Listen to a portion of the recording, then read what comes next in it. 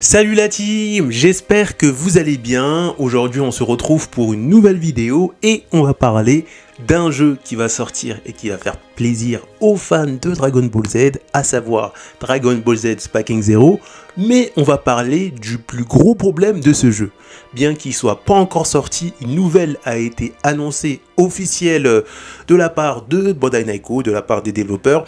Et croyez-moi, ça va vous faire mal et on va en débattre un peu dans cette vidéo. On va comprendre pourquoi ils sont arrivés à faire ça alors que c'est vraiment un manque de respect pour les joueurs fans de la saga Budokai Tenkaichi 3 parce que ce jeu s'appelle Dragon Ball Z Sparking Zero, donc repartons à zéro. Mais ils ont enlevé une fonctionnalité qui était un peu une fonctionnalité emblématique dans la saga Budokai Tenkaichi et on va parler dans cette vidéo. Alors n'hésitez pas à liker, à vous abonner et surtout pensez bien à vous abonner car je vise les 10 000 abonnés avant le mois de juillet. La chose en question, c'est tout simplement la suppression du mode local dans Dragon Ball Z Sparking Zero. Pour les personnes qui ont joué à Tenkaichi, c'est tout simplement le mode où on peut jouer à deux joueurs sur un même jeu. Par exemple, Tenkaichi 3, on pouvait jouer à deux avec deux manettes, affronter son pote sans jouer en ligne.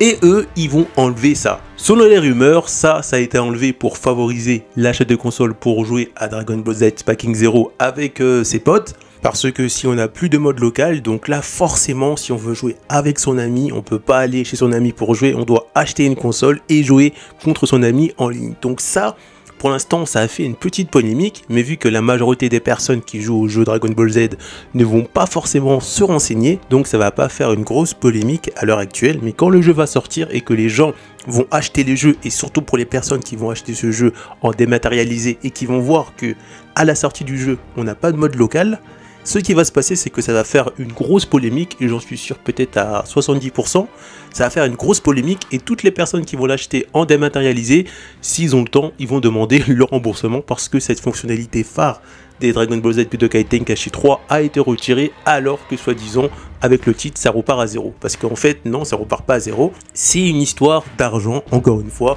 pour vendre plus de consoles, donc en fait, c'est une histoire d'argent. C'est assez triste, parce que si on regarde la saga Tenkaichi 3, ça avait plutôt bien marché, parce qu'on avait cette fonctionnalité-là qui a été retirée sur le Sparking Zero. Après, c'est vrai que ça s'appelle pas Tenkaichi 4, mais quand même, c'est quand même quelque chose qui fait partie de l'ADN des jeux Dragon Ball Z. On peut pas me dire que dans Dragon Ball Z Fight, on a ce mode-là. Donc vous voyez, il y a vraiment un problème quelque part. Mais bon, on va voir, peut-être qu'ils vont mettre cette fonctionnalité plus tard si ça fait une grosse polémique, et je pense que ça fera polémique. C'est dommage parce que la plupart du temps, quand il nous sort un jeu Dragon Ball Z, on s'attend à quelque chose de lourd, mais on finit la plupart du temps par être déçu. Et le fait d'avoir renoncé à cette fonctionnalité juste pour des questions financières, sans penser aux joueurs, parce que d'abord le jeu il s'annonce aux joueurs, ça va créer d'énormes problèmes à la sortie du jeu.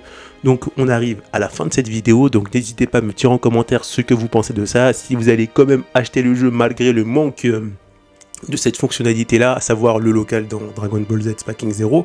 Dites-moi tout ça en commentaire et on se retrouve pour une prochaine vidéo. A plus.